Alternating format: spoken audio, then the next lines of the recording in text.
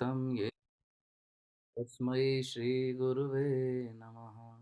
श्रीचैतन्यमनोभीष्टं स्थापितं येन भूतले स्वयं रूप कदा मह्यं ददाति स्वपदान्तिकं। वन्देऽहं श्रीगुरु श्रीयुतपदकमलं श्रीगुरुन् वैष्णवांश्च श्रीरूपं साग्रजातं सहगणरघुनाथान्वितं तं सजीवं साद्वैतं सावधूतं परिजनसहितं कृष्णचैतन्यदेवं श्रीराधा कृष्णपादान् सहगणललिता श्रीविशाखान्वितांश्च। हे कृष्ण करुणा सिंधो दीनबंधो जगत्पते गोपेश गोपिका कांत राधा कांत नमस्तुते। तप्त कांचन गौरांगी श्री राधे वृंदावनेश्वरी वृषभानुसुते देवी प्रणमामि हरिप्रिये। वाञ्छाकल्पतरुभ्यश्च कृपा सिन्धुभ्य एव च पतितानां पावनेभ्यो वैष्णवेभ्यो नमो नमः। जय श्री कृष्ण चैतन्य प्रभु नित्यानंद श्री अद्वैत गदाधर श्रीवासादि गौर भक्त वृंद। हरे कृष्ण कृष्ण कृष्ण हरे हरे हरे राम राम राम हरे हरे।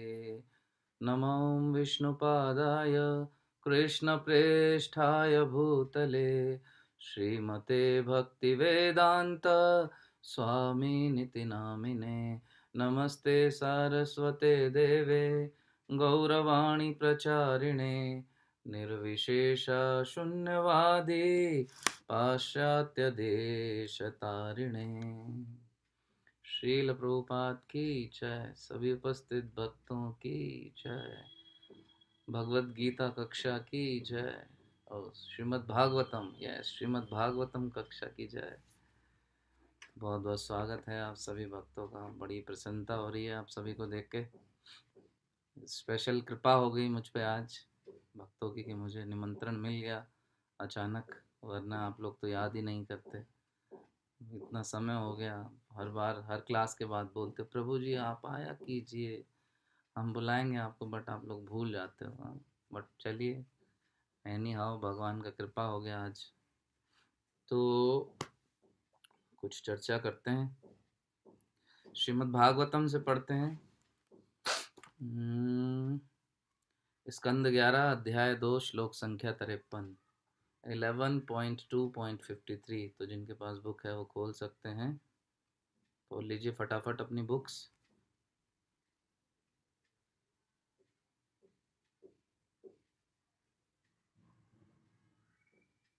ठीक है, आशा ओपन कर लिया होगा आपने। तो मैं पढ़ता हूँ इसको, फिर इसके बाद सुंदर से विषय के ऊपर थोड़ी चर्चा करेंगे आज।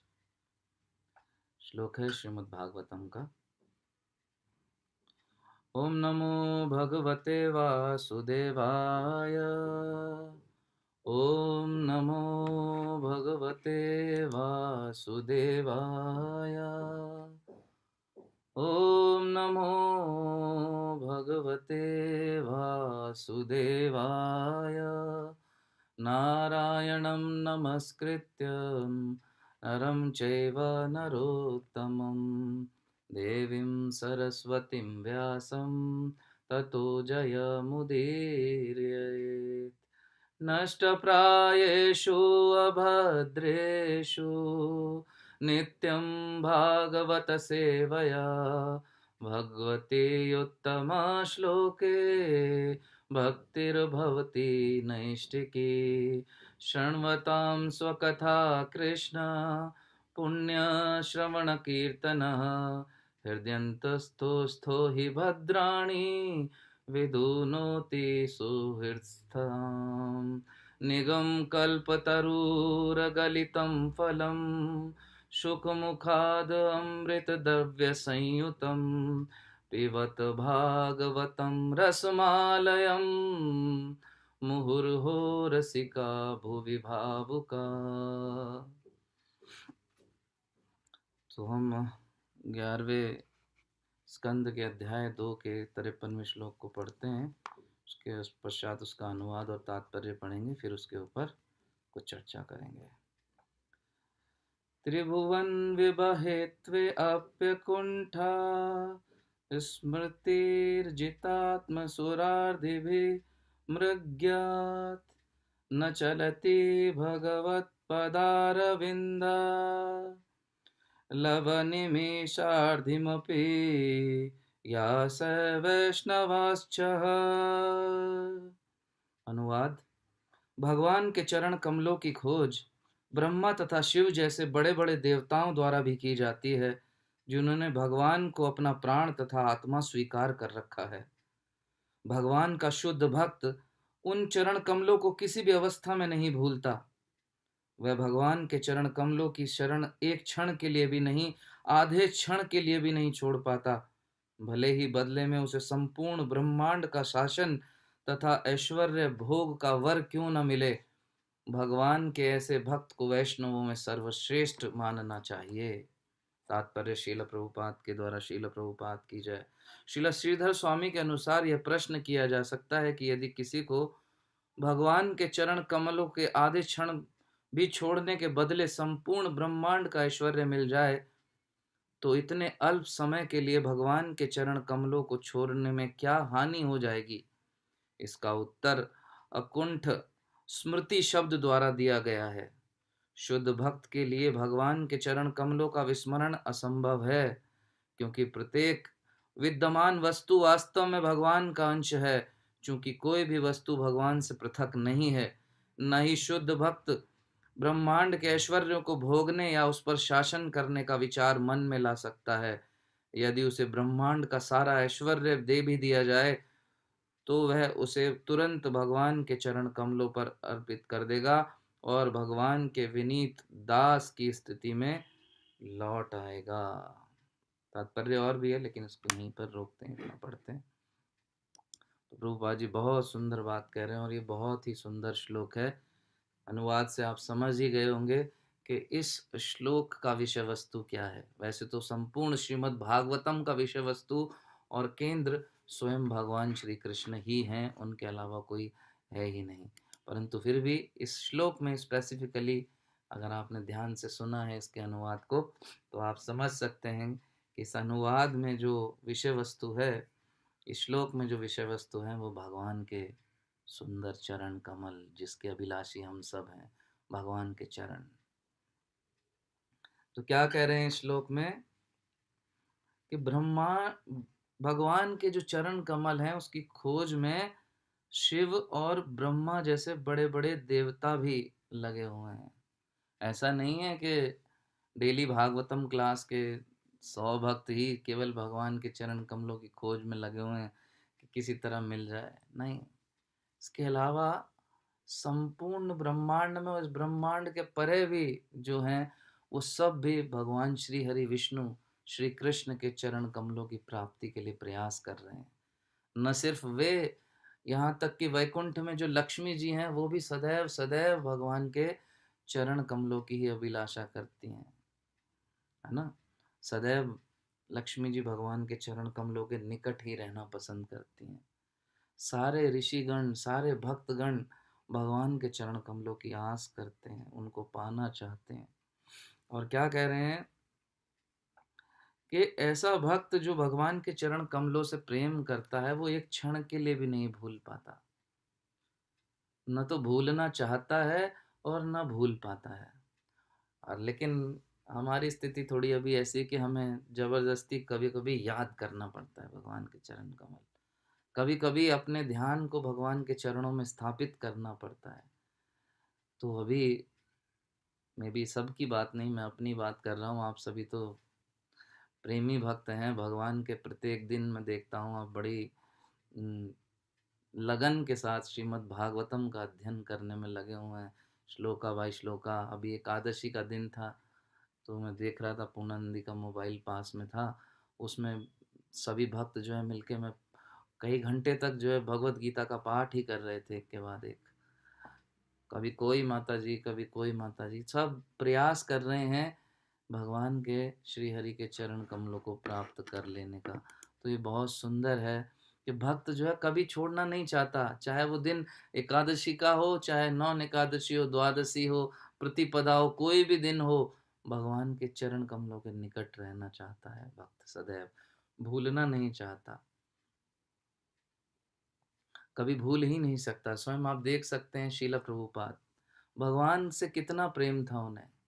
श्रीमद् भागवतम के 2 कैंटो लेकर वो कहाँ गए? पाश्चात्य देशों में गए।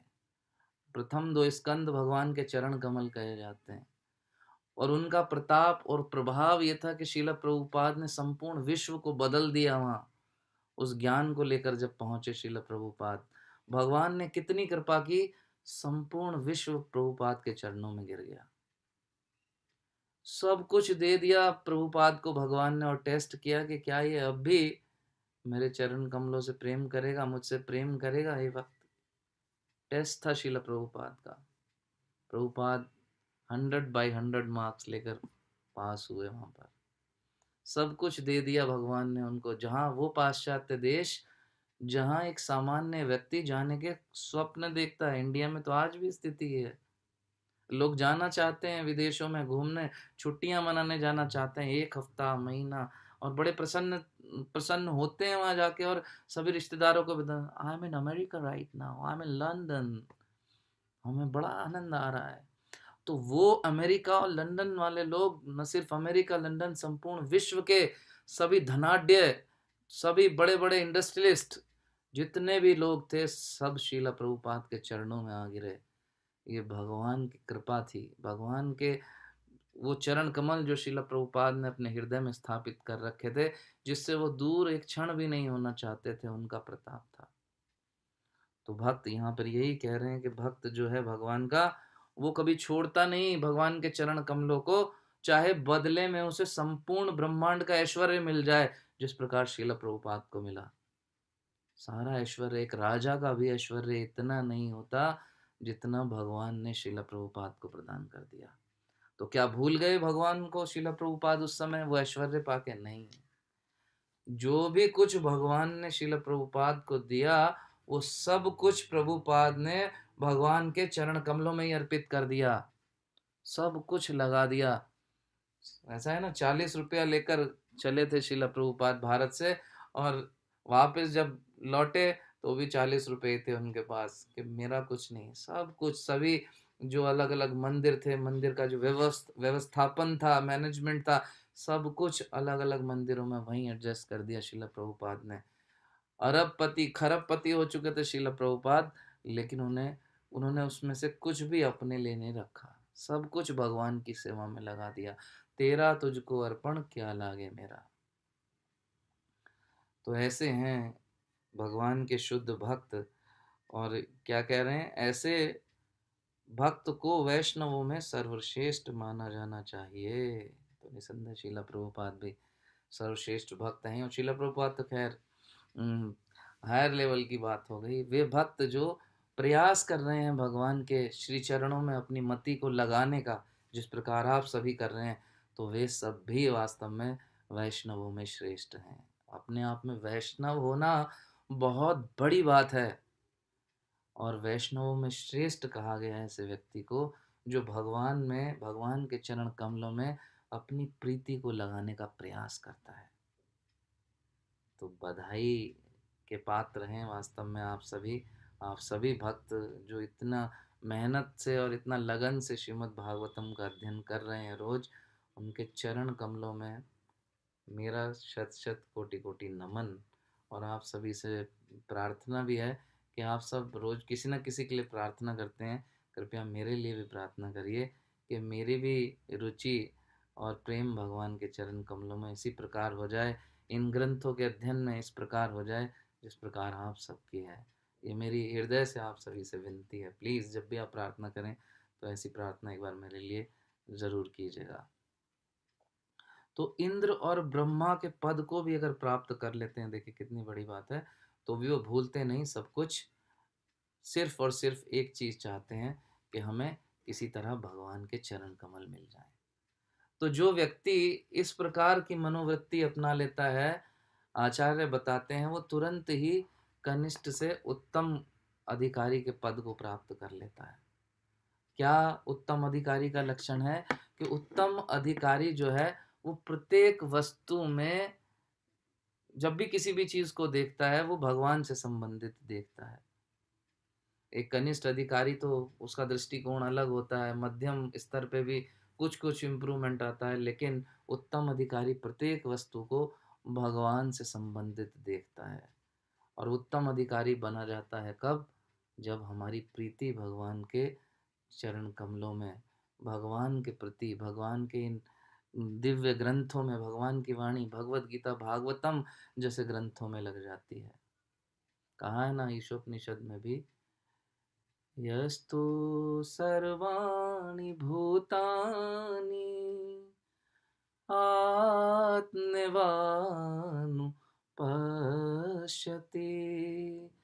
सर्वभूतेषु चात्मानं ततो न विजुगुप्सते। तो ऐसा व्यक्ति जो प्रत्येक वस्तु को, प्रत्येक व्यक्ति को, प्रत्येक जीव को भगवान से संबंधित देखने लगता है, तो फिर उसके हृदय में किसी भी जीव के प्रति कोई नफरत या ईर्ष्या का भाव नहीं रहता। प्राय हम देखते हैं कि हम भक्त हो जाते हैं, भक्त समाज में भी आने के बाद, वर्षों की स्पिरिचुअल प्रैक्टिस के बाद भी हमारे मन में अन्य भक्तों के प्रति ईर्ष्या हो जाती है। किसी को मंदिर का धन मिल जाए तो वो कोशिश करने लगता है कि धीरे से मैं अपने प्रयोग में ले आऊं। लेकिन वो व्यक्ति जो भगवान से प्रेम करने लगता है, शीला प्रभुपाद की तरह, वो कितना भी धन हो, किसी का भी धन हो, कोई भी वस्तु हो, वो उसका उपभोग नहीं करता। वो जानता है प्रत्येक वस्तु भगवान से संबंधित है, भगवान की है, तो भगवान को ही देने का प्रयास करता है। अन्य भक्तों के प्रति ईर्ष्या भाव नहीं रखता। क्यों? क्योंकि वो जानता है ये भक्त भी भगवान का है। किसी न किसी कारण इस भौतिक जगत में, इस भौतिक प्रकृति में तीन गुणों के संपर्क में आकर कुछ मिस्टेक्स कर बैठता है। सारी इंद्रियां अपूर्ण हैं इस भौतिक शरीर की, तो गलती कर बैठता है व्यक्ति। लेकिन जो उत्तम भक्त है, जो भगवान का प्रेमी भक्त है, उन गलतियों को, उन त्रुटियों को नहीं देखता, बल्कि अन्य सभी के अंदर जो है, जो भगवान से प्रेम करने की उत्कंठा है, उस उत्कंठा को देखता है। और वो समझ जाता है कि ये भी भगवान का प्रिय है, ये भगवान का जन है, ये हरि का जन है, तो किसी के प्रति ईर्ष्या नहीं रखता। और जब ऐसा भाव मन में आ जाता है जिस भी व्यक्ति के, उसके लिए क्या कहा है भगवान ने भगवत गीता के 18वें अध्याय के 54वें श्लोक में, ब्रह्म भूता प्रसन्नात्मा न शोचति न कांक्षति मम सर्वेषु भूतेषु मद भक्तिम लभते पराम। ऐसा व्यक्ति क्या है फिर? बिल्कुल प्रसन्न हो जाता है, किसी के प्रति कोई वैर भाव नहीं रखता। उसका एक ही लक्ष्य होता है जीवन में, सिर्फ सिर्फ और सिर्फ श्री हरि भगवान की प्रसन्नता। केवल भगवान की प्रसन्नता चाहता है और उसके लिए कुछ मैटर ही नहीं करता। उसका अपमान हो गया, किसी ने बुरा भला कह दिया मंदिर में, वो नज़रअंदाज कर देता है कि अरे छोड़ो, कोई बात नहीं, ये भी तो भगवान का भक्त है, कुछ कहा है तो भगवान ही इसके मुख से मेरे लिए कुछ बुलवा रहे होंगे, मुझे अपने अंदर दोष देखना चाहिए, अपनी त्रुटि को देखकर उसको मैं इम्प्रूव करने का प्रयास करूंगा। तो फिर किसी प्रकार की कोई ईर्ष्या रहेगी नहीं। तो ये दृष्टिकोण, ये मनोभाव उसी भक्त का हो सकता है जो, जिसके जीवन का लक्ष्य भगवान के चरण कमल है। वो डिस्ट्रैक्ट नहीं होना चाहता किसी भी तरह से, किसी भी प्रकार के अपराध में नहीं फंसना चाहता जिसकी वजह से उसकी भक्ति नष्ट हो, जिसकी वजह से उसको भगवान से दूर जाना पड़े। किसी भी तरह से वो इस तरह की परिस्थिति को अपने और भगवान के बीच में आने नहीं देता है। बहुत सुंदर एक भजन है, हम वैष्णवा सॉन्ग बुक में पढ़ते हैं। भजहु रे मना श्री नंद नंदन, अभय चरण रविंद रे। तो क्या कहा है आचार्यों ने कि हे व्यक्ति, हे जीव, ये माया के प्रपंच से निकलने का प्रयास कर, और क्या कर, भजहु रे मन, अपने इस मन को आदेश दे कि अब हरि का नाम भजो, भज गोविंदम मूढ़ मते। इस मन को हमें समझाना होगा कि अब हरि का नाम जपना है। अपने मन को अभ्यास कराना है कि जो मन हमें इधर उधर ले जाता है ना, कि अब ये करना है, अब यहाँ आनंद करना है, वहाँ मौज मस्ती करनी है, और उस मौज मस्ती और आनंद के लिए वो भगवान से दूर ले जाने के लिए भी चूकता नहीं। उसको समझाना है कि नहीं, अब समय है, बहुत समय हमने व्यतीत कर लिया अपनी मटर गश्तियों में, लेकिन अब भगवान के चरण कमलों की ओर तुम्हें लगना होगा मेरे मन।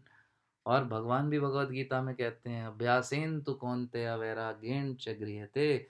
अभ्यास के द्वारा इस मन को लगाया जा सकता है। बेनिफिट क्या होगा जब हम अपने इस मन को भगवान के चरण कमलों में लगा देंगे। अभय चरणारविंद रे, तो ये भगवान के चरण जो हैं, भगवान जो हैं स्वयं, वो हमें अभय प्रदान करते हैं। इस भौतिक जगत में हम डरते क्यों हैं, लोगों से ईर्ष्या क्यों करते हैं, हमारे मन में भय रहता है कहीं ये मेरी पोजीशन ना ले ले। किसी, आजकल तो ये भी बड़ा ट्रेंड में है कि एक भक्ति रिक्शा दूसरे भक्ति रिक्शा के लोगों को आपस में बात नहीं करने देते, कहीं ये मेरे मेंबर्स टूट के उधर ना चले जाएं। एक मंदिर के लोग दूसरे मंदिर के भक्तों को दूसरे मंदिर के भक्तों से बात नहीं करने देते, कहीं ये उधर ना चले जाएं। एक ऐसे मंदिर में जहाँ दूसरे गुरु के शिष्य हैं वहाँ नहीं जाने देते, कहीं ऐसा ना हो ये हमारे इस भक्त की जिसको हमने तैयार किया दीक्षा किसी और भक्त से करा दें। डर है। क्या लाभ हुआ हमारे भक्ति में जीवन में आने का, अगर हमारे हृदय में अभी भी डर है, जिस प्रकार इस भौतिक जगत का प्रत्येक जीव डरा हुआ है। कभी मृत्यु का डर है किसी को धन के खो जाने का डर है, किसी को चोरी का डर है, किसी को बीमार हो जाने का डर है, मर जाने का डर है। तो भौतिक जगत से अगर हम इस आध्यात्मिक जगत में प्रवेश पाना चाह रहे हैं, इतनी मेहनत कर रहे हैं, इतना अभ्यास कर रहे हैं, लेकिन फिर भी हम डरे हुए हैं, तो फिर कोई लाभ नहीं। इसका एक ही कारण है उस डर का कि अभी तक हमने भगवान के चरण कमलों में प्रीति अपने उत्पन्न नहीं की। क्योंकि अगर की, जिस भी भक्त ने की, वो अभय हो गया। भगवान के चरण कमल क्या है, अभय प्रदान करते हैं। दुर्लभ मानव जन्म सत्संगे, भजहु हरिपद नीति रे। ये दुर्लभ है मानव जन्म, इसको डरने वरने में ज्यादा खोने समय मत गंवाइए। एकमात्र भगवान के चरण कमलों में प्रीति उत्पन्न करने के लिए अपने समय का व्यय कीजिए, वो सारा अभय भगवान स्वतः प्रदान कर देते हैं।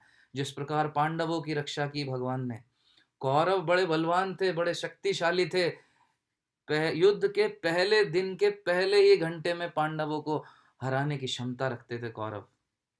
कौरवों के पास भीष्म पितामह, कृपाचार्य, द्रोणाचार्य, कर्ण, एक से एक महारथी, स्वयं दुर्योधन, ये सब थे। एक घंटा भी युद्ध नहीं चलता अगर भगवान श्री कृष्ण नहीं होते।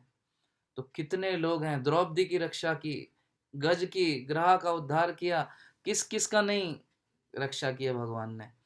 तो क्या हम हमारी रक्षा नहीं करेंगे भगवान? क्यों डरना, क्यों किसी से ईर्ष्या करनी? भक्तों के प्रति प्रेम होना चाहिए, भगवान के प्रति प्रेम होना चाहिए, और निर्भय रहना चाहिए। अन्यथा क्या लाभ इस आध्यात्मिक जीवन में प्रवेश करने का। नरोत्तम दास ठाकुर अपने भजन में कहते हैं, मानुष जन्म पाइया राधा कृष्ण न भजिया, जानिया सुनिया विष खाइनु। तो ऐसा व्यक्ति जो मनुष्य जीवन पा रहा है और अब भी अपने समय को लगा रहा है, मैं इसको नीचा गिरा दूं, उसने मुझे ऐसा कर कह दिया, मैं इनको छोड़ूंगा नहीं, अब मैं देख लूंगा, कोई फायदा नहीं है। ऐसा व्यक्ति कुछ नहीं कर रहा, सिर्फ जहर पी रहा है, वो आत्महत्या कर रहा है, मूर्ख है सबसे बड़ा वो। तो अपनी मति को, अपनी शक्ति को हमें भगवान श्री श्री राधा कृष्ण के भजन करने में लगाना चाहिए। मानुष जन्म पाइया राधा कृष्ण न भजिया, जानिया सुनिया विष खाइनु। तो नरोत्तम दास ठाकुर आगाह कर रहे हैं, सचेत कर रहे हैं जीवात्मा को कि बस करो, ये जहर पीना बंद करो। अपने जीवन का लक्ष्य श्री श्री राधा कृष्ण के इस प्रेम को बनाओ। देखिए, कोई क्रिकेट खेलना चाहता है व्यक्ति, वर्ल्ड कप खेलना चाहता, आजकल बहुत ट्रेंड है ना, स्पोर्ट्स में अच्छा करियर है, बहुत लोग क्रिकेट खेलना शुरू करते हैं और चाहते हैं मैं वर्ल्ड कप तक जाऊं। तो फिर वो कितनी मेहनत करते हैं उसके लिए, आप समझ सकते हैं। एक मैं देखता हूँ हमारी गली में आसपास में एक छोटी बच्ची रहती है, वो बैडमिंटन खेलती है, अब नेशनल लेवल पे खेलने लगी। कई सालों से मैं देखता हूँ कि वो सुबह 4:30 बजे, 4:30 से भी पहले, जब हम मंगल आरती के लिए जाते हैं उसी समय वो निकल के स्टेडियम जाती है। छोटी उम्र की बच्ची है, अभी 6th 7th में पढ़ती है, 8th में होगी। उस आयु में वो अपनी निद्रा का त्याग कर रही है, कितना प्रयास कर रही है। तो जब एक क्रिकेटर या एक स्पोर्ट्समैन एक लक्ष्य बना लेता है कि मुझे ये प्राप्त करना है, मुझे विंबलडन खेलना है या मुझे वर्ल्ड कप खेलना है, तो उसके लिए जीवन भर प्रयास करता है, कुछ न कुछ सेक्रीफाइस करता है। कोई एक्टर फिल्म स्टार बनना चाहता है, फिल्म फेयर पाना चाहता है, वो कितना अभ्यास करता है, सालों सालों वो अपनी एक्टिंग को समय देता है। तो ऐसे ही हम सब जो भक्त हैं, जो भक्ति के मार्ग पर चले हैं, उनका लक्ष्य तो उन बाकी सब खिलाड़ियों और एक्टरों के लक्ष्य से कहीं अधिक बड़ा है। हमने तो भगवान श्री कृष्ण को अपना लक्ष्य बना लिया है, कृष्ण प्रेम को लक्ष्य बना लिया है। किसी से भी पूछो क्या है जीवन का लक्ष्य भक्त से, तो वो तुरंत कह देता गोलोक धाम, श्री कृष्ण प्रेम, भगवत प्राप्ति। क्या ये सामान्य बात है इस भौतिक जगत में? हो सकता है वर्ल्ड कप जीत लें आप प्रयास से, हो सकता है फिल्म फेयर जीत लें, वो आसान है, लेकिन कृष्ण को पाना ये दुर्लभ है, सुदुर्लभ है। तो इसके लिए वास्तव में कितने प्रयास की आवश्यकता होगी, कितनी मेहनत हमें करनी पड़ेगी। तो बहुत आवश्यकता है हमें सजग रहने की। हमें अपने जीवन के गोल को निर्धारित करना होगा। आप सुबह सुबह क्या बोलते हैं, मंदिर में जाते हैं सुबह, जो जूम जपा टॉक में भी आते हैं, जो सुबह सुनते होंगे, वो क्या कहते हैं सभी भक्त? प्रत्येक भक्त जो अपने को वैष्णव चाहे समझता है, उन्हें चाहिए कि इन 10 प्रकार के अपराधों से सदा बचकर रहे, ताकि श्री कृष्ण के चरण कमलों में प्रेम शीघ्र अति शीघ्र प्राप्त हो, जो मनुष्य जीवन का परम लक्ष्य है। श्री कृष्ण के चरण कमलों के प्रति प्रेम, ये जीवन का सर्वोच्च लक्ष्य है। बोलते सब हैं सुबह सुबह, लेकिन कोई इस चीज पर सोचने का ज्यादा मेहनत नहीं करता। ऐसा नहीं है कि सब नहीं करते, बहुत भक्त करते हैं, और जो वास्तव में करते हैं उनके जीवन में परिवर्तन साफ साफ नजर आता है। व्यक्ति बदल जाता है, अपने मिथ्या अहंकार से वो ऊपर उठ जाता है, मिथ्या मान की भावना से वो ऊपर उठ जाता है। पूजा प्रतिष्ठा लाभ, जो कि सबसे सूक्ष्म शत्रु हैं, जो छुपे रहते हैं हृदय में और सबसे देर में मरते हैं, वो भी धीरे धीरे मरने प्रारंभ हो जाते हैं, क्योंकि उसके जीवन का एकमात्र लक्ष्य केवल भगवत प्राप्ति रह जाता है। उस ऐसे व्यक्ति को केवल एकमात्र भगवान से, भगवान के नाम जप में आनंद आता है, भगवान के भक्तों की सेवा में उसको आनंद आता है, भगवान के कथा श्रवण करने में, कीर्तन करने में उसको आनंद आता है।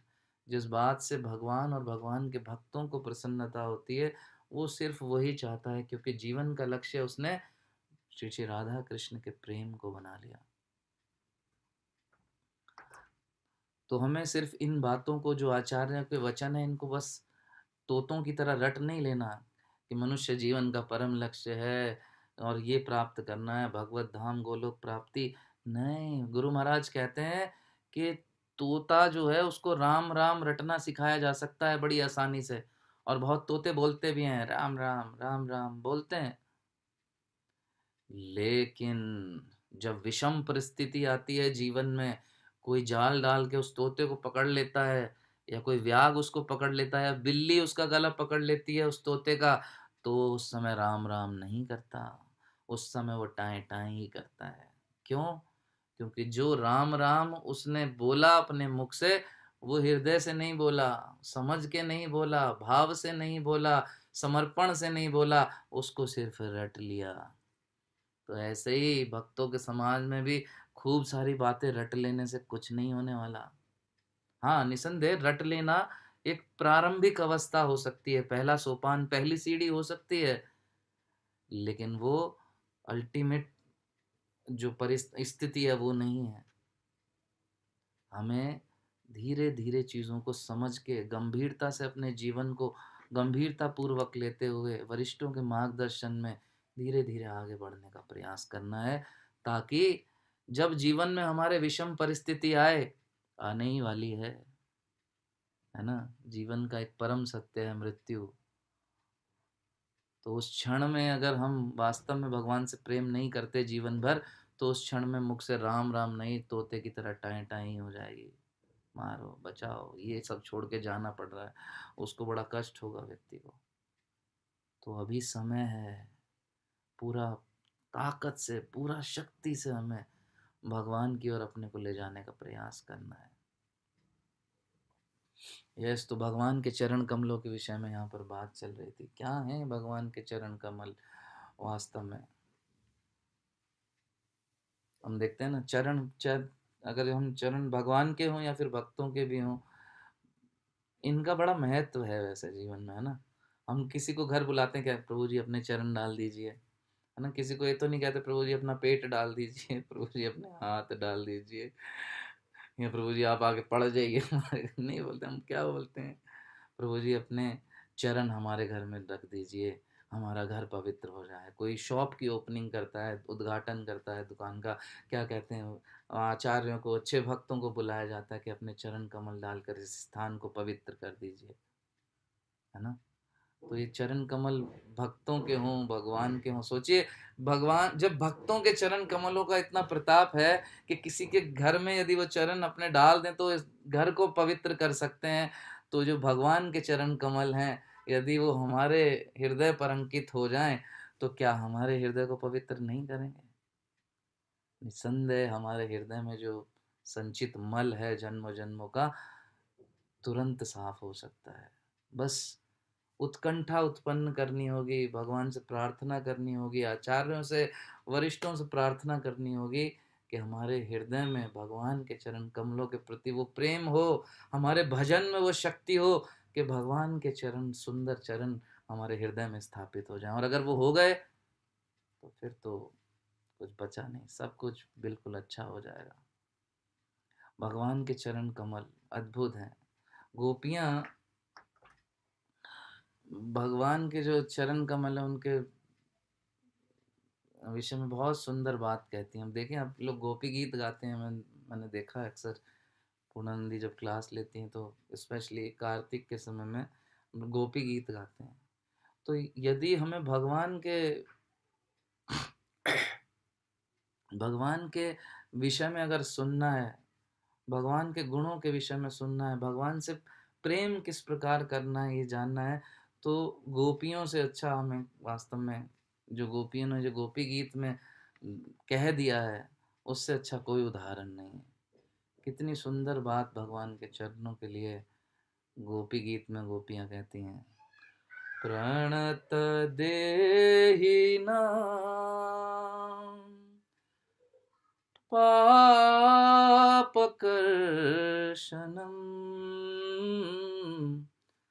तृणचरानुगम्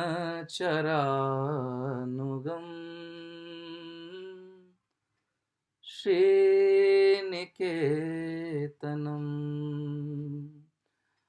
फणिफणार्पितम् ते पदाम्बुजम् कृणुकुचेषुना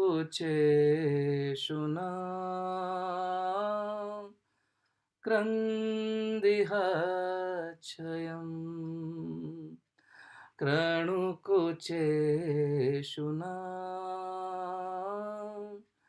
क्रन्दिह क्षयम्। अमेजिंग। तो गोपियां भगवान से कह रहे हैं कि हे कृष्ण, तुम्हारे चरण कमल शरणागत प्राणियों के सारे पापों को नष्ट कर देते हैं। जो भी तुम्हारी शरण में आ जाता है उसके सारे पापों को नष्ट कर देते हैं। सही सही बात है। स्वयं भगवत गीता में भगवान श्री कृष्ण 18वें अध्याय में भी कहते हैं, सर्वधर्माण परित्यज्य मामेकम शरणम व्रज, अहम त्वाम सर्व पापेभ्यो मोक्षयिष्यामि मा शुचा। तुम मेरे शरणागत हो जाओ। और शरणागत कहाँ हुआ जाता है? शरणागत सिर्फ चरण कमलों में हुआ जाता है। भगवान कह रहे हैं जो मेरे चरण कमलों के शरणागत हैं उनके सारे पापों को मैं हर लेता हूँ। सेम बात गोपियां गोपी गीत में कह रही हैं कि हे कृष्ण, तुम्हारे चरण कमल शरणागत प्राणियों के सारे पापों को नष्ट कर देते हैं। और ये तुम्हारे चरण सिर्फ पापों को ही नष्ट नहीं करते, इस समस्त ब्रह्मांड में जितनी भी सौंदर्य माधुरी है उसकी खान है ये तुम्हारे चरण। स्वयं लक्ष्मी जी भी तुम्हारे इन चरणों की सेवा कभी छोड़ना नहीं चाहती। वो चाहती हैं कि सदा सदा मैं इनकी सेवा करती रहूं। और तुम हमें इतने प्रिय और हम तुम्हें इतने प्रिय हैं कि तुम हमारी रक्षा के लिए अपने इन चरणों को कालिया नाग के फणों के ऊपर भी रखने से बिल्कुल उसमें भी संकोच नहीं करते हो, किसी प्रकार की चिंता नहीं करते। तो हे कृष्ण, हमारे हृदय में तुम्हारे प्रेम की जो ज्वाला जल रही है, जो अग्नि जल रही है, हमें तुमसे इतना प्रेम है कि एक क्षण का विरह भी हमसे बर्दाश्त नहीं होता।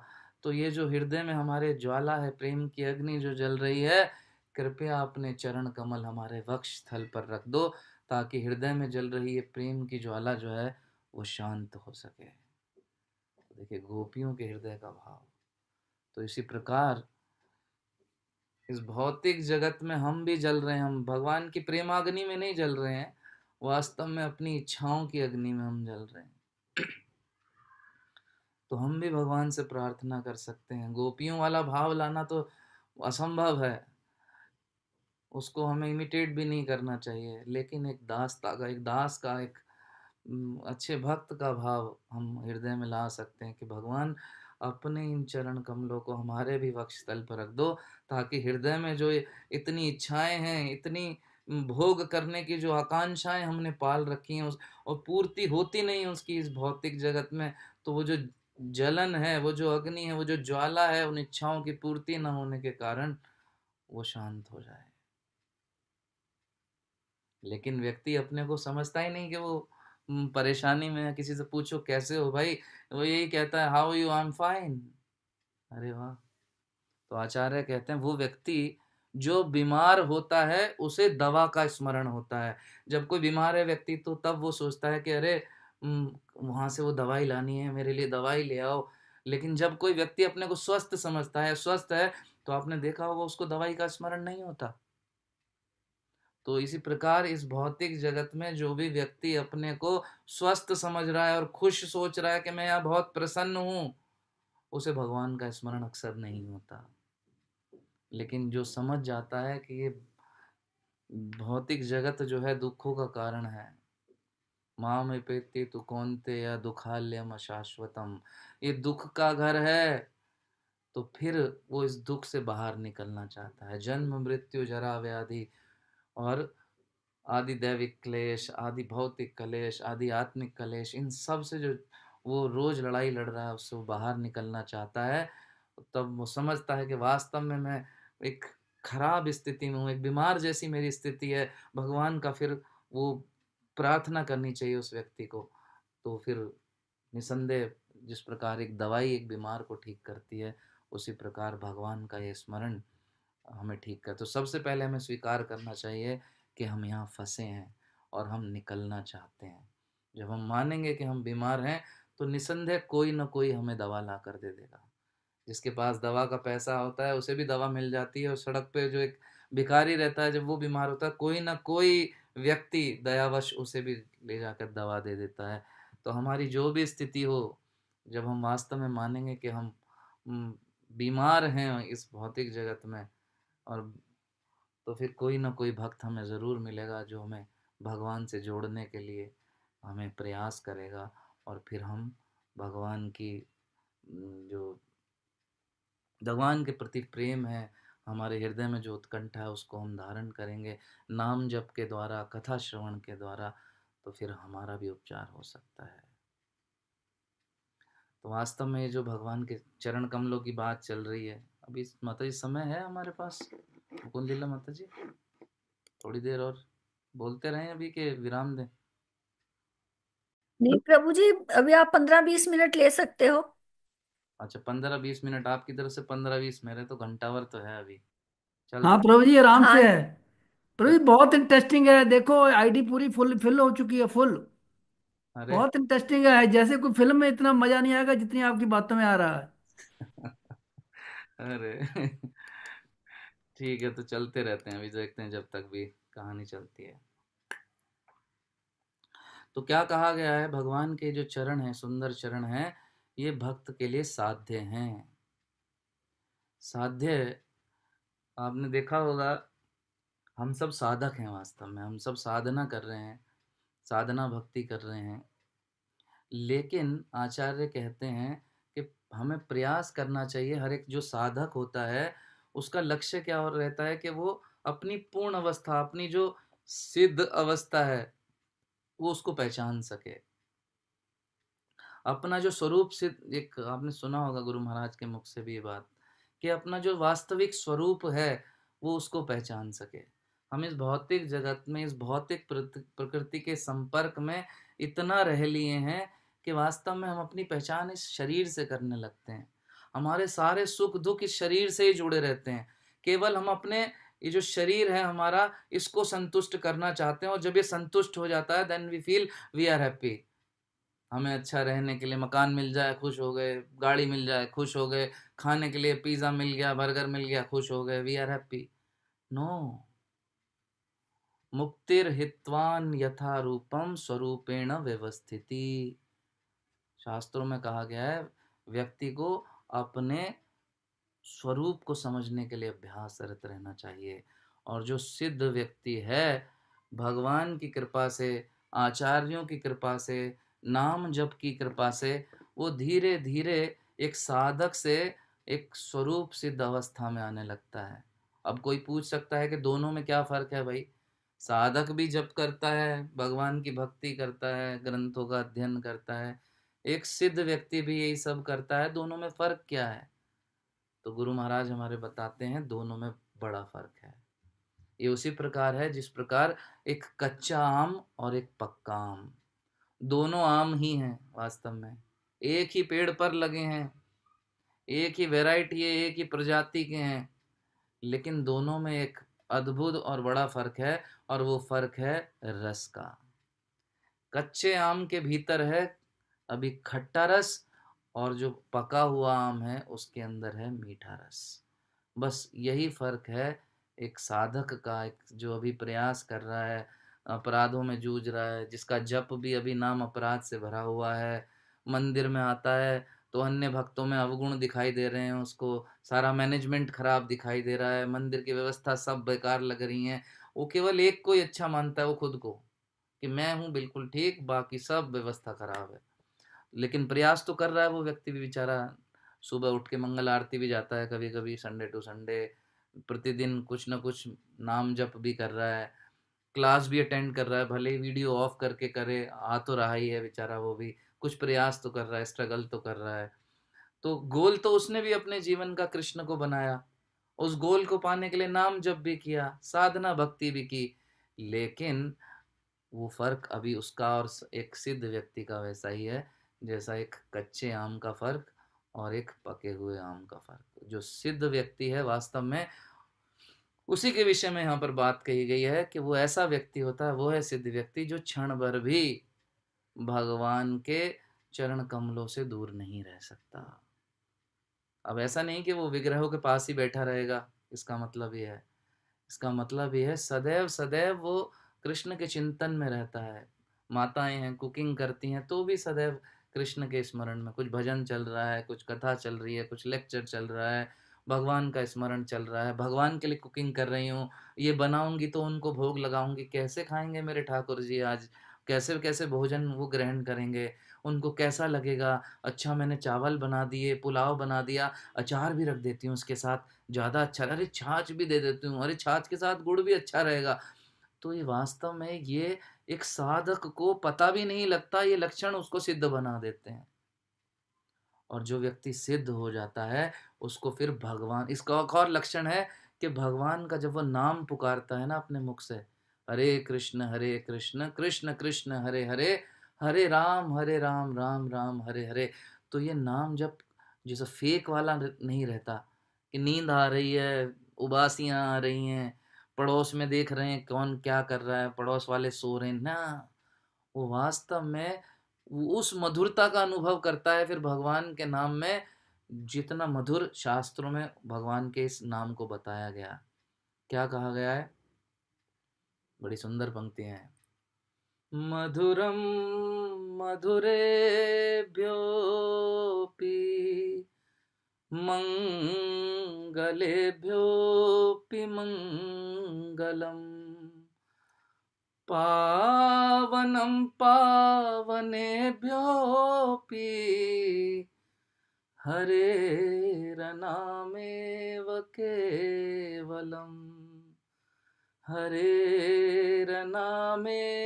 केवलम्, हरेरनामेव केवलम्। के मधुर इस दुनिया में उसको फिर कैसा अनुभव होता है। शास्त्रों में क्या कहा गया है, भगवान का ये जो पवित्र नाम है, जो हरे कृष्ण महामंत्र जो गौरांग महाप्रभु ने दिया, ये इतना मधुर है कि इस दुनिया में जो मधुर से मधुर चीज हो सकती है उन सब मधुर चीजों से भी मधुर है। इस दुनिया में मंगलेभ्योऽपि मंगलम, इस दुनिया में जो भी मंगलकारी चीज हो सकती है उन सब मंगलकारी चीजों से भी अधिक मंगल करने वाला है। अभी सब मंगल अपना हो जाए इसलिए सब जा रहे हैं ना कुंभ। वास्तव में कुंभ में एक बार डुबकी लगा के बाहर निकलते हैं फिर वही राजनीति करते हैं। लेकिन जिसके जीवन में भगवान का नाम आ गया, भले ही समय लग रहा है, अभी सिद्ध अवस्था में नहीं है, साधक की स्टेज पे ही है, अपराध युक्त नाम ले रहा है, लेकिन बहुत जल्दी वो अवस्था आने वाली है जब वो वास्तव में भगवान की अनुभूति करेगा, जब भगवान के इस नाम की मधुरता का अनुभव करेगा, भगवान से निकट होने का अनुभव करेगा। भले ही हो सकता है कुंभ में करोड़ों लोग स्नान जो कर रहे हैं उनको वो अवस्था प्राप्त हो या ना हो भी सकती है, डाउट है, जरूर भी नहीं है कि हो जाए, लेकिन जिसने भी भगवान के नाम जप की शरण ले ली है निसंदेह भगवान के चरण कमल उसको प्राप्त होंगे।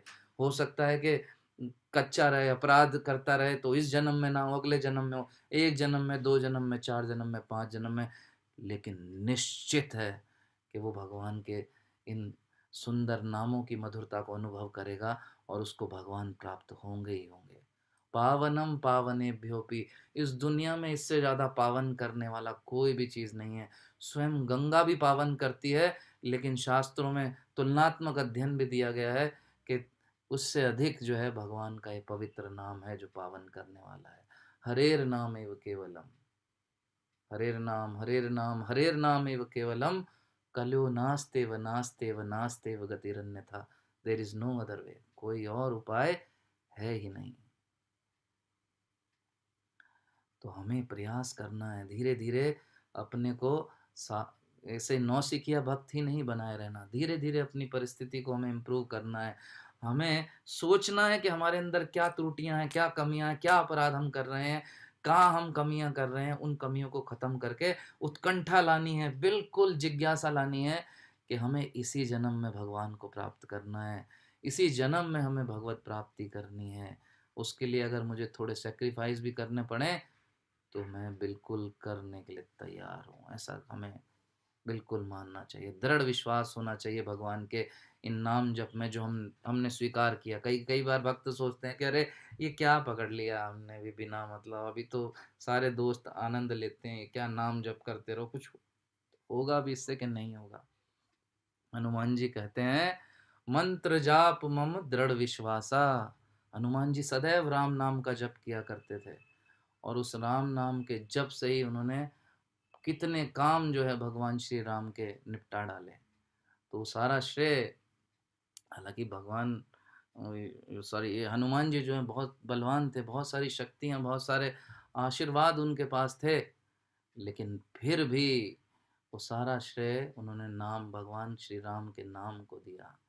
तो हनुमान जी की भांति हमें पूरा दृढ़ विश्वास होना चाहिए, है ना। सुना भी होगा आपने, प्रभु मुद्रिका मैली मुख माही, जलधि लांग गए अचरज नाही।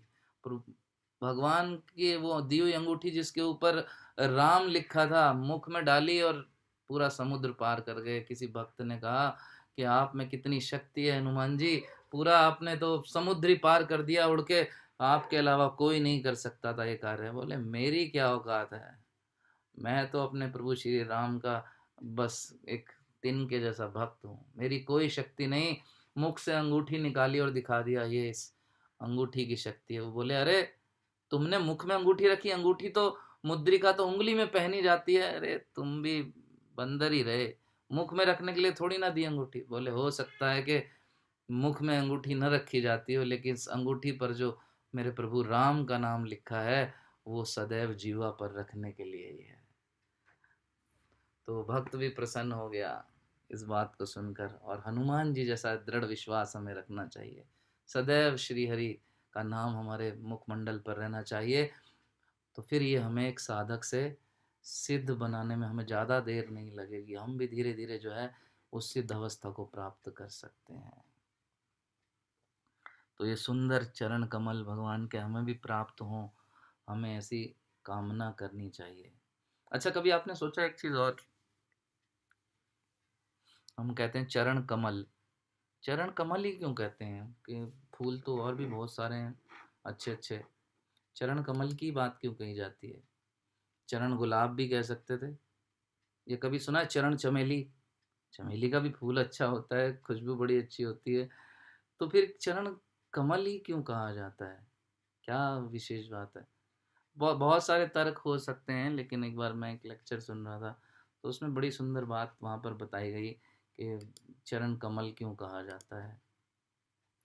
सबसे पहली बात तो ये है कि हम देखते हैं कि जब इस पूरी सृष्टि की जो रचना हुई, वो इस सृष्टि का रचयिता किसको कहा जाता है? स्वयं ब्रह्मा जी को कहा जाता है, पिता माना जाता है। गौण सृष्टि, जो कि भक्ति शास्त्री स्टूडेंट इस शब्द को समझ पा रहे होंगे, बाकी नए भक्त नहीं समझ पाए होंगे। गौण सृष्टा जो है वो ब्रह्मा जी हैं। तो ब्रह्मा जी जब प्रकट हुए तो फिर जब उनका प्राकट्य हुआ तो उसके बाद उनको तप तप तप जैसा सुनाई दिया। और तप मतलब वो समझे कि ठीक है अब मुझे तप करना है, भगवान के नामों की शरण लेनी है। उन्होंने साधना की, तपस्या की ब्रह्मा जी ने, तो उन्हें भगवान श्री हरि के दर्शन प्राप्त हुए। तो जब भगवान श्री हरि के चरण कमलों के दर्शन उन्हें प्राप्त हुए तो वो इतने सुंदर थे कि ब्रह्मा जी सोच रहे हैं कि मैं इनका गुणगान करना चाहता हूँ, इन चरण कमलों का। तो इन चरणों का गुणगान, इनकी तुलना मैं किससे करूं? आपने देखा हो जब कवि कुछ लिखते हैं तो काव्यात्मक उनका जो तरीका है, कुछ चीज़ों से कंपेयर करते हैं। जैसे किसी की पत्नी सुंदर हो तो वो उसकी चंद्रमा से तुलना करने लगता है, प्रेमिका की चांद की तरह मुखड़ा, है ना। तो ऐसे ही भगवान के चरण कमलों की वो सोच रहे हैं कि किससे तुलना करूं। तो सोच रहे हैं कि अब मैं तो एक छोटा सा क्षुद्र जीव हूं और इस संपूर्ण ब्रह्मांड की सृष्टि तो मैंने ही की है। तो अब जो भी कुछ मेरे द्वारा रचा गया है तो वो उसकी तुलना, वो तो मुझसे भी थोड़ा लोअर ग्रेड का होगा। तो अब जो लोअर ग्रेड की चीज है उससे भगवान के इन सुंदर चरणों की तुलना कैसे कर सकता हूँ? नहीं।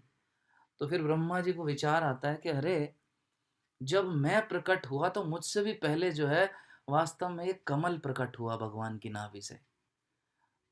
तो मैं बाद में हुआ, मुझसे पहले एक कमल था। ब्रह्मा जी ने कहा हाँ, ये मेरी सृष्टि का भाग नहीं है, ये स्वयं श्री हरि विष्णु की नाभि से प्रकट हुआ कमल। तो मैं इस कमल से भगवान के इन चरणों की तुलना कर सकता हूँ। तो एक बहुत सुंदर बात भी एक आचार्य ने कही, तो हम इससे समझ सकते हैं कि ये जो कमल का फूल है वास्तव में ब्रह्मा जी का बड़ा भाई है। बाद में ब्रह्मा जी प्रकट हुए, पहले कमल का फूल प्रकट हुआ। सुंदर है। और कमल के फूल के अंदर एक और बड़ा विशेष गुण है, आपने सुना भी होगा। कमल जो है वो जल में रहता है पर कभी जल को स्पर्श नहीं करता। इसी प्रकार जो है भगवान जो है इस भौतिक प्रकृति में आते भी हैं, रहते भी हैं, लेकिन किसी से भी आसक्त नहीं होते, इस भौतिक जगत से कभी आसक्त नहीं होते हैं। आप लोग जो भगवत गीता पढ़ेंगे या पढ़ रहे हैं उसमें इस विषय को हम लेंगे और अच्छे से आगे डिटेल में बताएंगे। तो वास्तव में इस भौतिक जगत में कुछ है नहीं और ब्रह्मा जी सोच रहे हैं, तो इसलिए फिर उन्होंने भगवान के इन चरण कमलों से ही उनको भगवान के चरण कमलों को कमल के फूल से उनकी अपनी काव्यात्मक अपनी प्रार्थना में उनको कंपेयर कर दिया। तो कमल का फूल जो है बहुत महत्वपूर्ण है। तो अभी आई थिंक 10 मिनट 5-10 मिनट और थोड़ी सी बात करते हैं। अभी आनंद आ रहा है। अगर आप लोग FIR ना करें मेरे खिलाफ तो। क्यों मुकुंद लीला माता जी? ओके, थम्स अप दिखा दिया, ठीक है। तो थोड़ी सी और चर्चा करते हैं। तो हाँ, आप देखेंगे ये जो भगवान चरण कमलों की बात कही गई है तो ये बहुत विशेष है। यहाँ तक कि आप देखिए न सिर्फ भगवान के चरण कमल, जैसे मैं अभी कह रहा था, भक्तों के चरण कमल भी कितना कुछ कर सकते हैं। स्वयं गुरु ग्रंथ साहिब में लिखा हुआ है, क्या कहा है वहाँ पे कि जो तीर्थ हैं, तीर्थों के विषय में बताया गया, जो तीर्थ स्थान है ये इंतजार करते हैं कि कब भगवान के शुद्ध भक्त आए और धाम में तीर्थ स्थानों में अपने चरण रखें। क्यों कहा ऐसा, क्यों सोचते हैं ऐसा? तीर्थ स्वयं प्रयागराज में आप देख रहे हैं, आप भक्त जा रहे हैं, क्यों ऐसा सोचते हैं कि भक्त आए, भक्तों के चरण पड़ें? तो तीर्थ ऐसा कहते हैं कि स्वयं जब भगवान के शुद्ध भक्त चरण रखते हैं मेरी भूमि पर तो मेरे पाप नष्ट हो जाते हैं। सोचिए। अब आप सोच रहे होंगे नहीं ऐसा कहाँ, तीर्थों के कितने लोग जाते हैं स्नान करने, अपने पाप सब छोड़ आते हैं, तो वो तीर्थ कहाँ जाएगा बेचारा? तो तीर्थ के वो पाप नष्ट कौन करता है? वास्तव में वो भक्त जो भगवान के अनन्य भक्त हैं, जिनके जीवन में लक्ष्य एकमात्र श्री कृष्ण और उनकी भक्ति है, उनका प्रेम है। जब ऐसे भक्त तीर्थों में जाते हैं, वहाँ चरण रखते हैं, तो वहाँ उन तीर्थों के भी सारे पाप नष्ट हो जाते हैं। इतनी शक्ति है भगवान के इन भक्तों के चरण कमलों में। तो आप सोच सकते हैं जब भक्तों के चरण कमल ऐसे हैं तो फिर भगवान श्री हरि के, कृष्ण के चरण कमलों में क्या पावर होगी। जब वो हमारे हृदय में विराजमान होंगे तो क्या होगा। हाँ, है ना, कहा गया है भक्त पद धूलि और भक्त पद जल, भक्त भुंगते अवशेषा ए तीन महाबल। तो भक्तों के जो चरण हैं उनकी धूली, भक्ति में जो आगे बढ़ना चाहता है ना तुरंत ऐसे, उसके लिए 3 महाबल बताए हैं शास्त्र में। भक्त पद धूली, भक्तों के जो चरण हैं उनकी रज, भक्तों के चरणों की धूली लेनी चाहिए। भक्त पद जल, जो शुद्ध भक्त हैं उनके चरणों का अभिषेक। आप देखते हैं जैसे गुरु वृंद हैं, उनके चरणों का अभिषेक होता है व्यास पूजा में, उसको जरूर लेना चाहिए। भक्त भुंगते अवशेष, जो भक्त हैं भगवान के अनन्य भक्त हैं, भक्ति में लगे हैं, उनका झूठन खाने को मिल जाए। भक्त पद धूलि और भक्त पद जल, भक्त भुंगते अवशेषा ए 3 महाबल। तो ये 3 महाबल हैं। तो भक्तों के चरणों का तो ये प्रताप है। इनफैक्ट श्रीमद् भागवतम के 2य स्कंद में कहा गया है किराठुनांद्र पुलिंद पुलकशा आभीर शुंभायवना खसादा ये न्ये च पापा यदपाश्रयाश्रया शुद्ध्यन्ति तस्मै प्रभविष्णवे नमः। किराठुणांध्र पुलिंद पुलकशा आभीर शुंभा यवना खसादा। ये कौन है? ये मनुष्यों की जातियां हैं। आजकल तो हम जाति हिंदू मुस्लिम सिख ईसाई के अलावा कुछ सुनते ही नहीं, लेकिन इतनी प्रकार की जातियां आती। किराट हुणांद्र पुलिंद पुलकशा, ये वो जातियां हैं जो कोई भालू मिल जाए तो पकड़ के मार के खा जाते हैं, उसके जानवरों को खा जाते हैं। और ऐसी ऐसी प्रजातियां हैं जो इंसान मिल जाए तो इंसान को पकड़ के खा जाते हैं, पकड़ के मार देते हैं और खा जाते हैं। डॉग ईटर, तो ऐसे ऐसे लोग भी अगर भगवान के शुद्ध भक्तों के संग में आ जाएं, उनके शरणागत हो जाएं, तो उनके जीवन में क्रांतिकारी परिवर्तन आ जाता है, उनका हृदय शुद्ध हो जाता है। शुद्धंति तस्मै प्रभविष्णवे नमः, और वो श्री हरि विष्णु की भक्ति में लग जाते हैं। इसका सबसे बड़ा उदाहरण श्रील प्रभुपाद। हिप्पीज जैसे लोग जो सब गलत कृत्यों में लगे थे, जब वो श्रील प्रभुपाद के शरणागत हो गए, श्रील प्रभुपाद के संग में आ गए, उनका जीवन बदल गया। वो महाराज बन गए, सन्यासी बन गए। सोचिए, हिप्पीज, कोई कंपैरिजन है? एक तरफ हिप्पी जीवन, एक तरफ सन्यासी जीवन। अमेजिंग, इतना बड़ा चेंज, इतना बड़ा परिवर्तन, ड्रास्टिक चेंज करके दिखाया। बहुत पीछे बड़ी बातें नहीं, तो बिल्कुल करीब की बातें देखिए, हमने होते देखा हृदय परिवर्तन। तो ये बहुत आवश्यक है, भक्तों के चरणों को पकड़ना। हम सोचते हैं हम सीधा कृष्ण के चरणों को पकड़ लेंगे, नहीं मिलने वाले। कृष्ण अपने चरण कमल ऐसे व्यक्ति को देंगे ही नहीं जो भगवान के भक्तों के प्रति प्रेम नहीं करता, उनके चरणों के प्रति शरणागत नहीं है, गुरु के प्रति शरणागत नहीं है। बहुत आवश्यक है। हम शुरू सुबह सुबह क्या गाते हैं? श्री गुरु चरण पद्मा केवल भक्ति सद्मा, वंदो मुई सावधान माते। तो गुरु के चरण हमें ले पकड़ने हैं, गुरु से वंदना करते हैं ना सुबह सुबह। दिव्य ज्ञान हृदय प्रकाशित हो, कौन प्रकाशित करता है? गुरु के चरण कमल, आचार्यों के, हमारे शिक्षा गुरु, वो भक्त जो हमें भक्ति में आगे लाने का प्रयास कर रहे हैं। अपना समय आपको जबरदस्ती फोन कॉल कर करके, भक्तों आ जाओ क्लास में, आ जाओ क्लास में, आ जाओ, किसी तरह कोशिश कर रहे हैं कि सबकी मति कृष्ण में लग जाए। ऐसे व्यक्ति, ऐसे भगवान के भक्तों के जब हम शरणागत होते हैं, तब भगवान की कृपा हमें मिलती है, और भगवान के चरण कमल तब हमें मिलते हैं। सुखदेव गोस्वामी श्रीमद् भागवतम में कहते हैं, समाश्रिता ये पद पल्लव प्लवम महत्पदम पुण्य यशो मुरारे, भवाम्बुधिर्वत्स पदम परम पदम, पदम पदम यत विपदाम न तेषाम्। तो जब हम गुरु के, आचार्यों के चरण कमलों में शरणागत हो जाते हैं, तो फिर प्रसन्न होकर भगवान के चरण कमल हमें मिल जाते हैं। उससे लाभ क्या होता है कि जो भौतिक दुखों का जो सागर है, विषम सागर, ऐसे व्यक्ति के लिए वो इतना छोटा हो जाता है, जिस प्रकार गाय का जो छोटा बछड़ा है, उसके खुरों के निशान से जब बरसात में जो निशान बन जाता है, छोटा गड्ढा बन जाता है, उसमें जल भर जाता है, वो छोटा सा जलाशय उसके बराबर हो जाता है। ये पूरा भौतिक जगत का ये जो सागर है, विषयों का जो पूरा सागर है, जिसे एक बालक भी बड़ी आसानी से पार कर सकता है। तो ये बहुत ज़रूरी है। जो आज विषय था यहाँ पर, भगवान के चरण कमल, जिसके लिए शिव ब्रह्मा आदि भी ललायित हो रहे हैं। स्वयं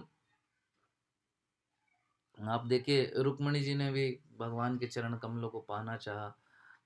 पूरी स्टोरी आप जानते ही हैं। स्वयं गौरंग महाप्रभु ने भी कहा, अयि नंदत, सुबह गाते ना, अयि नंदत नुज किंकरम पतितम माम विषमे भवाम्बुधो, कृपया तव पाद पंकज स्थित धूलि सदृशम विचिंतया, कृपया तव पाद पंकज।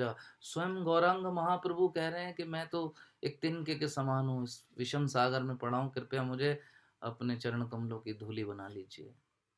नाग पत्नियां प्रार्थना कर रही हैं भगवान के लिए कि आपने क्या, इस कालिए ने, कालिया नाग था उनका पति, इस कालिए ने ऐसा क्या अच्छा कार्य कर डाला कि इसको आपके चरण कमल अपने मस्तक पर प्राप्त हो गए। तो भगवान कह रहे, मेरी मर्जी, मेरा मन किया, मैंने दे दिया। भगवान किसी को भी उद्धार कर सकते हैं। जनरली सुनने में क्या आता है कि मनुष्य जीवन जब हमें मिलता है तो हम भक्ति कर सकते हैं और भगवान हम पे कृपा करते हैं और हमारा कल्याण हो जाता है। लेकिन भगवान चाहे तो किसी भी योनि में किसी पर भी कृपा कर सकते हैं। कालिया का उद्धार कर दिया, गज का उद्धार किया, ग्रह का उद्धार किया, जामवंत का किया, जटायु का किया। भगवान की इच्छा है।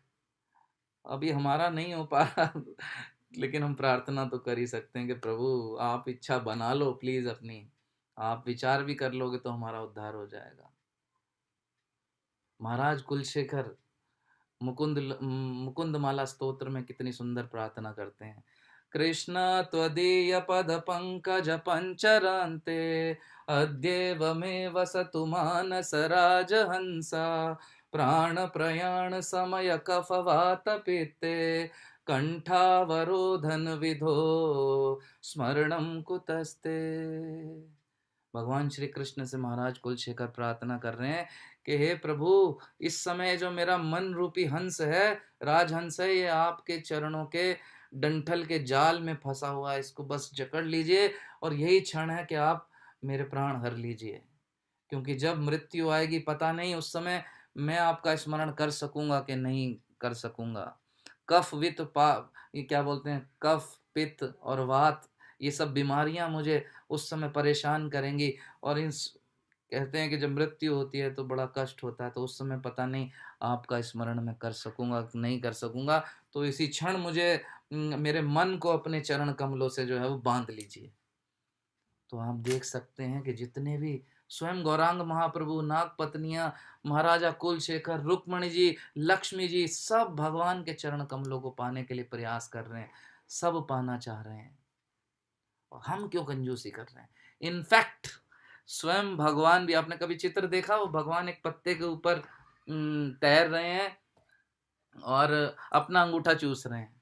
तो भगवान भी कभी कभी सोचते हैं ऐसा है क्या भाई, मेरे चरण कमलों के पीछे लगे हुए सब चैन से जीने ही नहीं देते। तो बड़ा सुंदर श्लोक आता है, भगवान खुद कहते हैं करार विंदे न पदार विंदम मुखार विंदे विनिवेशयन्तम वटस्य पत्रस्य पुटे शयानम बालम मुकुंदम मनसा स्मरामि। तो भगवान खुद अपना अंगूठा चूस के देख रहे हैं कि यार इसमें क्या ऐसा शहद निकल रहा है। देखो तो कि सारे जिसको देखो, चाहे लक्ष्मी जी हो, जितने भक्त हैं सब बिल्कुल पीछे पड़े हुए हैं, मेरे चरण कमल चाहिए, चरण कमल चाहिए, है क्या। और भगवान भी जब अपने अंगूठे को चरण कमल के, अपने चरणों के इस अग्रभाग को, अंगूठे को चूसते हैं तो उन्हें भी आनंद आ जाता है। कह रहे वाह, ये तो वास्तव में रस से भरे हैं। तो भगवान अपने चरणों के प्रति वो भी आसक्त हो जाते हैं। तो ऐसे हैं भगवान के सुंदर चरण कमल।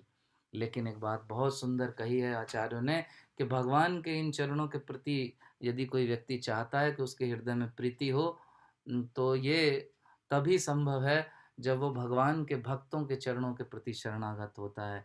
इसका उदाहरण हम देखते हैं जब रघुनाथ दास गोस्वामी, उन्होंने बहुत प्रयास किया गौरांग महाप्रभु की सेवा उनको मिल जाए, उनसे मिलना चाहते थे लेकिन नहीं मिल सके। फिर उसके बाद जब पानी हाटी फेस्टिवल में नित्यानंद प्रभु की कृपा मिली और नित्यानंद प्रभु ने अपने चरण कमल उनके शीश पर रख दिए, उसके बाद उनको गौरांग महाप्रभु की सेवा प्राप्त हुई। तो हम कह सकते हैं कि जब तक भगवान के भक्तों जो हैं उनकी कृपा हमें ना मिले, उनके शरणागत हम ना हो, तो वास्तव में भगवान की कृपा भी हमें नहीं मिलने वाली। हम बहुत प्रयास करते रहेंगे, जन्म जन्म बहु जन्म करे यदि श्रवण कीर्तन, तो भी फिर भगवान नहीं प्राप्त होते। तो ईजीएस्ट वे कि भगवान के शुद्ध भक्तों के प्रति हम समर्पित रहें, और वो भक्त यदि उनके अंदर कोई त्रुटि भी दिखाई दे तो हमें नहीं देखनी चाहिए, उसे अपना दोष, दृष्टि दोष मानना चाहिए, और हम पूरी तरह से समर्पित रहें, उनसे प्रार्थना करें, सीखने का प्रयास करें, इंस्ट्रक्शंस को फॉलो करें। तो बहुत जल्दी भगवान के चरण कमलों के प्रति जो है प्रीति हमारे हृदय में आएगी। मधुरम मधुरेभ्योपि, ये जो मधुरता है भगवान के नाम की, उसका हम अनुभव कर सकेंगे।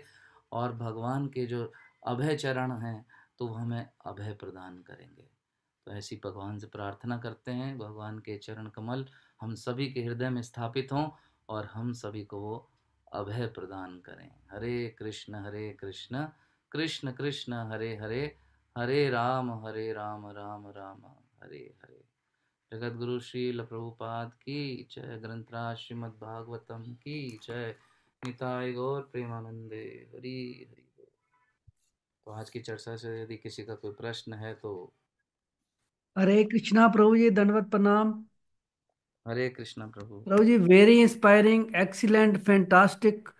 प्रभु जी वो उसमें पढ़ा करते थे केमिस्ट्री में कि कैटलिस्ट होता है, वो केमिकल रिएक्शन को तेज कर देता है। तो प्रभु जी आपकी ना 15 दिन में एक क्लास तो कंपलसरी बना दो प्रभु जी, जो हमारी भक्ति है ना उसके लिए एक बहुत अच्छा कैटलिस्ट का काम करेगा। और पर्टिकुलरली प्रभु जी जब आप आपके जो उसमें सुमधुर स्वर में आप गाते हैं ना तो सीधा आत्मा को टच करता है। और प्रभु जी आपकी बातें आज ऐसी थी जैसे हम उसमें पढ़ते हैं प्रभु जी भक्ति शास्त्री में, कि जब हम भागवतम किसी बाहर वाले से सुनते हैं और किसी भक्त से सुनते हैं तो वो अपनी हमारे हृदय में सीधा प्रकाशित हो जाती हैं, वो अपने हृदय से हमारे हृदय में पहुंचा देते हैं। तो प्रभु जी आज जो अभी आपने भागवतम वो हमें सिखाया वो सीधा हमारे हृदय में प्रकाशित हो गया। हरे कृष्ण। ग्लोरिफिकेशन नहीं कोई ये तो सब कृपा गुरु गुरु और वरिष्ठ भक्तों की। उनसे जो सुना है वो मैंने तोते की तरह बोल दिया है। अब आप प्रार्थना कीजिएगा जो बोला है वो मेरे जीवन में भी मैं अप्लाई कर सकूं। और कोई प्रश्न है तो वो पूछिए। है तो कुछ। हरे कृष्णा प्रभु जी, हरे कृष्ण। दंडवत प्रणाम। मुकुंद तोषनी देवी माता जी।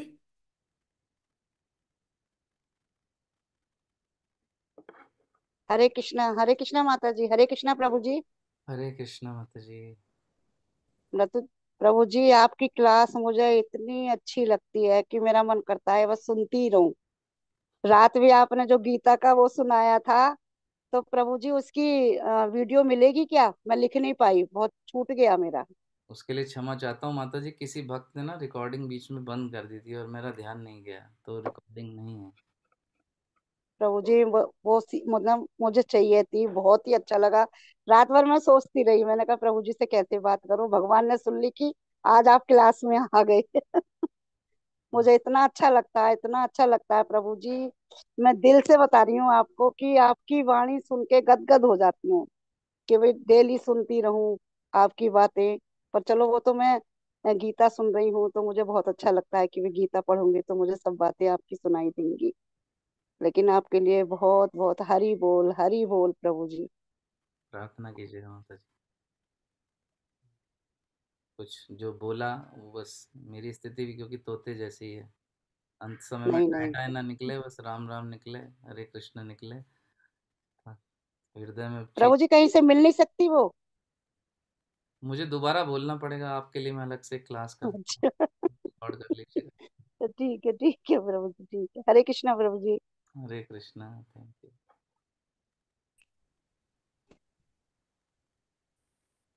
हरे कृष्ण प्रभु जी, दंडवत प्रणाम। हरे कृष्णा। यस माता जी। आवाज नहीं आ प्रभु रही। जी, डायरेक्टली चालू है, रुके। डायरेक्टली फ्रॉम पंडरपुर, पर आवाज नहीं आ पा रही। हाँ, म- सीधा। हरे माता जी आप कृष्ण प्रभु वीडियो जी, ऑफ कर आवाज आ रही लीजिए। है आप प्रभु जी? वीडियो बंद करके बोलिए, वीडियो बंद कर लीजिए फिर आवाज आएगी। हरे वीडियो। कृष्ण प्रभु जी, हरे कृष्ण प्रभु जी, जी। हरे कृष्ण प्रभु जी, आवाज आ रहा है प्रभु जी? हाँ हाँ। दंडवत प्रणाम प्रभु जी। हरे। आप तो सर जीव जागो वैष्णव गीत है ना, सभी जीव सोए हुए थे, आप तो जगह है प्रभु जी। हरे कृष्णा। मेरी खुद सोई हुई हालत है माता जी, अब प्रार्थना करो मैं ही जग जाऊं। तो आप प्रार्थना कीजिएगा कि भगवान विट्ठल के हमें भी दर्शन हो, बहुत समय हो गया।